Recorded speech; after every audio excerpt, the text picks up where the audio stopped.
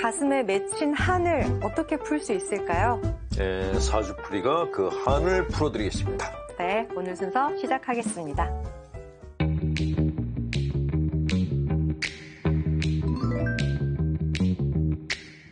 교회의 가르침을 알려드립니다. 네. 이번 교리 주제는 산상설교입니다. 네. 신부님. 자, 산상설교는 네. 주 내용이 다 행복이에요. 그러니까 제가 산상설교를 굳이 이렇게 강조하고 싶은 이유가 뭐냐? 네. 가톨릭 교회는 행복보다 주로 죄에 초점이 맞춰져 있어요. 네. 그러니까 죄를 지었으면 고해성사 보고 보속하고 여기에 주로 맞춰져 있어요. 그게 틀린 건 아닌데 이게 신자분들의 마음을 편하게 해주는 그런 신앙 방법은 아니라는 것이죠. 만약에 부모가 자식한테 네. 네가 지은 죄에 대해서 묵상해봐라. 이걸 매일 요구한다면 아이고. 그 아이가 어떻게 될까요? 안 되죠. 예, 너무 답답하죠. 말이 안 되죠. 네. 근데 우리는 그렇게 죄에다 초점을 맞추고 있는 데다가 또 1년의 전례주기 중에서 사순식이라 그래서 아예 내가 주님께 지은 죄에 대해서 묵상하는 기간까지 아예 정해놨어요. 네. 하나님 앞에서 죄를 짓고 살면 안 된다라는 그런 신앙적 개념은 맞는데 너무 내가 죄를 짓지 않기 위해서 죄에만 초점을 맞추게 되면은 네. 내 삶 자체가 황폐해져요. 음. 그러니까 옛날 분들은 평생이 보석이고 네. 이 생이 빨리 끝나고 천당 가서 예수님을 만나야 돼 이 생각을 갖고 사셨다는 거죠. 근데 그거는 더 정확하게 말하면 종교적 우울증이에요. 예. 그러니까 아이들이 네. 어렸을 때 내가 엄마한테 지은 죄를 갖다 맨날 반성을 하고 살아. 그 엄마가 기쁠까요? 그럼 엄마는 오히려 내가 이렇게 자꾸 죄에 대해서 얘기했나? 라고 반성을 하게 돼요. 그렇죠. 네. 엄마하고 자식이 똑같이 병에 걸린단 말이죠. 이게 가톨릭 교회 안에서 너무 오랫동안 내려왔어요. 근데 사실 이렇게 죄를 강조하는 거는 예수님께서 하셨던 게 아니거든요. 예수님은 산상수훈에서 얘기하셨던 것처럼 사람들에게 행복하게 사는 방법을 얘기를 하셨어요. 어떻게 살아야지 행복하게 사는 것인가. 그러니까 신앙의 핵심은 네. 행복이에요. 구원이라는 것도 구원을 어떤 놈은 천당 가고 어떤 놈은 지옥 가고 어떤 놈은 연옥 가고 이게 아니고 그게 아니고 진짜 행복을 추구하는 사람들이 구하는 것, 참 행복을 원하는 사람들이 구하는 그곳이 구원받는 곳이다라고 얘기하는 것이죠. 그러니까 그런 정말 중요한 것은 행복인 것이지 네. 다른 게 아니라는 것이죠. 예, 근데 그게 우리 교회 안에서 이렇게 순서가 바뀐 그런 경향이 있고, 특히 이렇게 보수적인 신앙생활을 하시는 분들일수록 너무 지나치게 죄에 대해서 이렇게 집착을 할 정도로. 네. 고해성사를 들어오신 분들이 고해를 하시는데 고백하지 않아도 될 죄들을 막 고백하시는 분들이 계세요. 미사 기도문에 보면 생각과 말과 행위로 지은 죄라 그랬죠. 네네. 다 고회를 해야 네. 될 것 같잖아요. 행위로 짓는 죄는 뭐 죄가 될 수 있겠죠. 근데 생각으로 짓는 죄? 우리가 갖고 있는 생각이 내가 의도치 않은 생각들이 굉장히 많거든요. 그렇죠. 근데 그런 것까지 다 죄라고 생각하면 살 수가 없단 말이죠. 맞아요. 예. 너무 이렇게 가톨릭 신자분들은 죄라는 카테고리 안에 갇혀서 살고 있기 때문에 스스로 또 죄인이라는 그런 자의식을 갖고 살고 있어서 어떻게 보면은 착하고 정실한데 안 좋은 거는 건강치가 않다라는 것이죠. 예. 알겠습니다. 마테오 복음서 4장 18절, 22절을 보면은 예. 주님께서 첫 번째 제자를 뽑으시는 장면이 나오는데요. 예. 바로 어망을 던지는 어부들이었습니다. 예. 예수님은 이들의 어떤 모습을 보시고 제자를 삼으신 걸까요? 자, 성모님이 네. 발현하신 장소는 전부 시골이에요. 그리고 그 시골에서 네. 학교도 제대로 못한 아이들한테만 메시지를 주셨어요. 네. 왜요? 그 순수한 아이들 거짓말을 할 것 같지 않아서. 그렇죠. 거짓말도 안 하고 얘네들이 공부를 안 했으니까 네. 어려운 단어를 쓸 수가 없죠. 쉬운 단어로. 그렇죠. 그러니까 성모님이 네. 얘네들한테 엄청난 메시지를 줬는데 얘네들은 그 메시지가 뭔지 모르고 듣고 네. 그대로 전해요. 네네. 근데 이게 신학자들이라면 자기 걸로 해석을 해요. 네네. 그러니까 성모님 발현지가 산골짜기이고 산골짜기에 사는 아이들을 선택하신 이유가 이 아이들이 정말 성모님을 목격했다라는 그런 증거가 되기도 하고 네. 성모님 메시지가 순수하게 전달되게 하기 위해서는 그런 아이들이 필요했다라는 거죠. 네. 근데 이것은 예수님도 마찬가지였죠. 어부들은 그 당시 어부들은 공부한 사람들이 아니었어요. 네. 순박했죠. 그러니까 예수님이 말씀하신 것을 받아들이는 것이 순수했다는 거예요. 만약 이게 바리사이나 율법학자들 같으면 따졌죠. 그렇죠. 왜 이렇게 됩니까라고 예, 했겠죠. 그리고 예수님은 그렇게 얘기했지만 사실은 이게 그게 아니고라고 다르게 해석을 해서 사람들한테 가르쳤을 거예요. 네네. 그러니까 예수님 입장에서는 그런 사람들을 제자로 둘 수가 없었죠. 예, 그래서 어부들. 물고기 잡는 어부들을 갖다 선택을 하셨던 거죠. 실제로 12사도 중에서 조금 똑똑하다는 사람이 유다였거든요. 네. 그러니까 유다를 뽑았는데 유다는 끝까지 예수님하고 대적하려고 그랬잖아요. 의심하고. 그렇죠. 네. 예수님이 당신이 생각하는 게 틀렸다. 내가 생각하는 게 맞다. 그러니까 예수님을 자기 사람으로 만들려고 그랬죠. 이게 지식인들이 갖고 있는 한계예요. 그러니까 예수님께서는 순박한 어부들을 갖다 선택할 수밖에 없었겠다라는 생각이 들었고 네. 두 번째는 공부한 사람들은 거의 다 책상 물림들이에요. 책으로 세상을 아는 사람들이에요. 근데 어부들은 몸으로 세상을. 네. 갈릴리 그 넓은 호숫가에서 고기를 잡으면서 거기에서 별의별 일을 다 겪었단 말이죠. 그러니까 세상을 몸으로 터득한 사람들이에요. 그러니까 예수님이 복음서에서 말씀하신 내용들은 어려운 신학적인 용어는 하나도 없어요.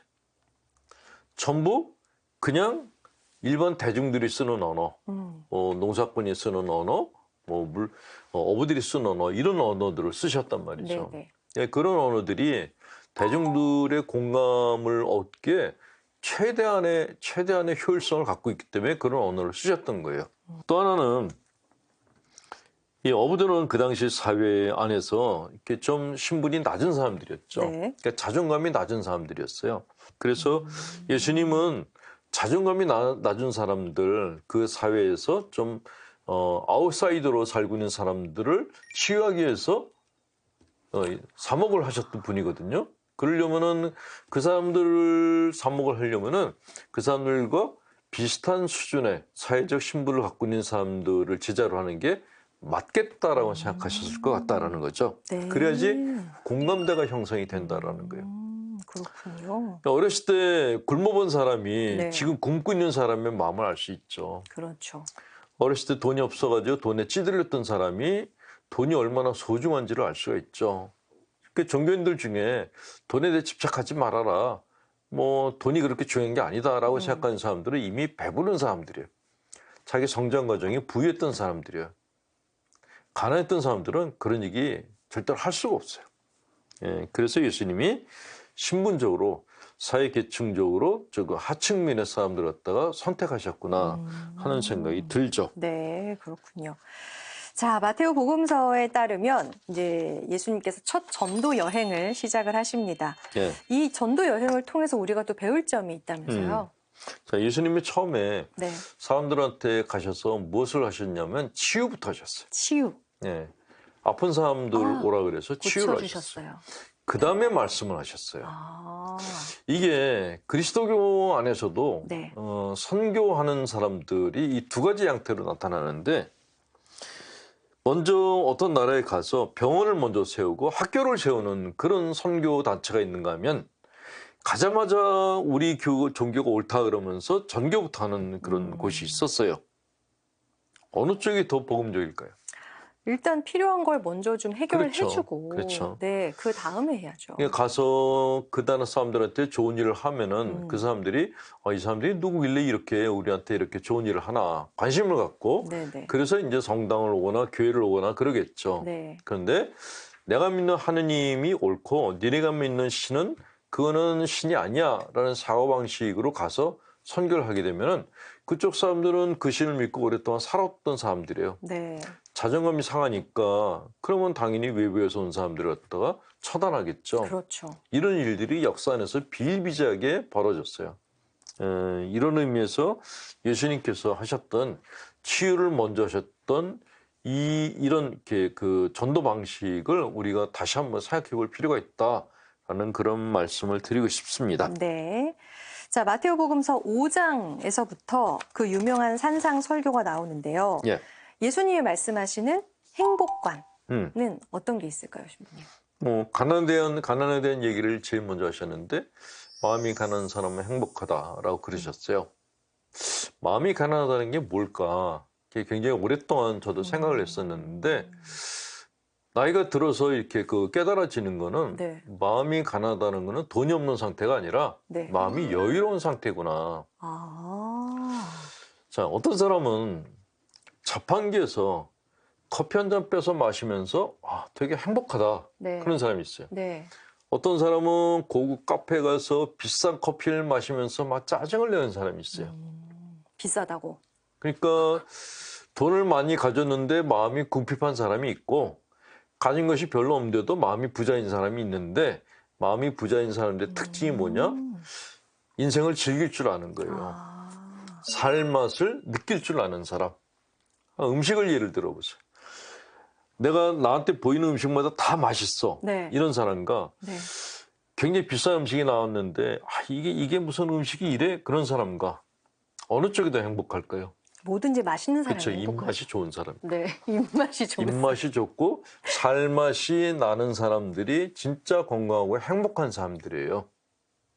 이렇게 보는 것마다 다 맛없고 짜증나고 저건 아닌데 그런 사람들이 가진 게 많아도 마음이 궁핍한 사람들이다라고 이야기를 합니다. 근데 예수님은 마음이 여유로운 사람이 되라. 그 정확하게 말하면 마음이 부자인 사람이 되라라고 얘기하셨던 분이세요. 그러니까 마음을 부자로 만들기 위해서 어떻게 살아야 될 것인가에 대해서 얘기하셨던 분인데 네. 예수님이 특히 강조하셨던 것은 마음이 부자가 되기 위해서는 사람들을 사랑하라 그랬죠. 나를 사랑해주는 사람이 많은 사람이 진짜 부자예요. 네. 내가 정말 엄청나게 많은 돈을 가졌는데 아무도 나를 안 찾아와. 나 이렇게 생각해봤어요. 너무 외로워요. 내가 집이 가난해. 네. 그래서 학고방에서 살아. 음. 조그만 방에서 단칸방에서 사는데 단칸방에서. 생일날 네. 친구들이 막 미어 터지게 와서 방 안에도 모자라서 바깥에까지 다 앉았어. 그렇게 사는 사람과 생일날 엄청나게 큰 방에 네. 딱 식탁을 차려놨는데 나 아무도 혼자야.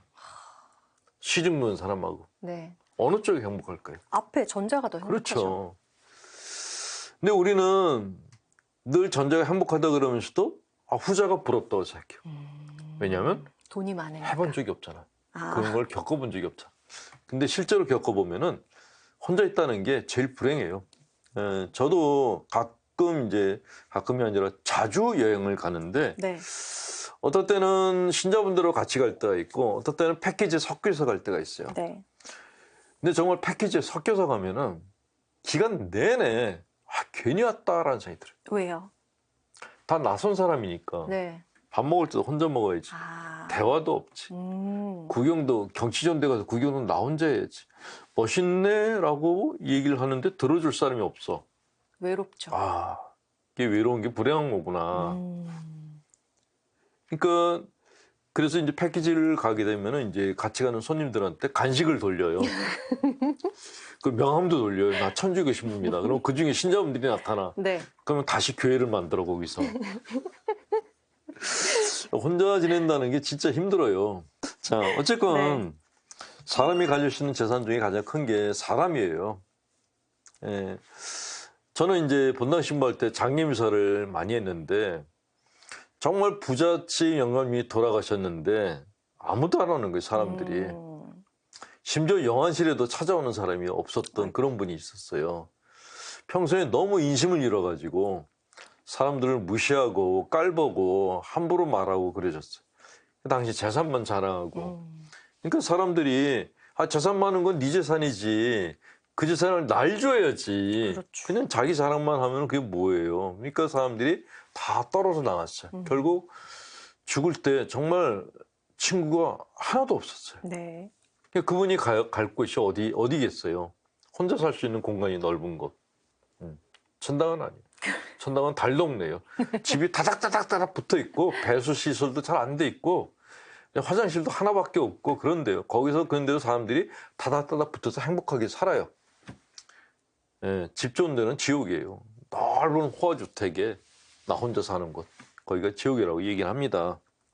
어쨌건 예수님께서는 계속해서 똑같이 이건에 강조하시는 게 네. 사람이 행복의 근원이다라고. 그래서 이웃사람 사랑하기를 내 몸같이 하라. 원수도 사랑하라. 네. 사람에 대한 얘기를 처음부터 끝까지 하셨어요. 사람이 소중하다고. 예. 그게 복음이고 네. 그게 예수님의 행복관입니다. 네. 알겠습니다. 자, 오늘도 신부님 말씀이 여러분의 궁금증을 좀 풀어드렸기를 바라면서 이 시간 마치겠습니다. 밑에 주소로 사연 올려주시면요.